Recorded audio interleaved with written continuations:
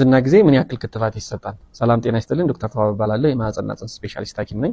በእርግዝና ጊዜ የምንሰጠው ክትባት በእኛ ሀገር ሴታፕ ቴታነስ ወይም መንጋጋ ቆልፍ ክትባት ሲሆን ይህም የመጀመሪያው ክትባት መሰጠት ያለበት ከ24 እስከ 25 ሳምንት ሲሆን ይሄ ማለት 6 ወር ላይ፣ ሁለተኛው ክትባት ደግሞ ከ27 እስከ 28 ሳምንት ወይም ደግሞ ከአንድ ወር በኋላ 7ኛው ወር ላይ ይሆናል ማለት ነው።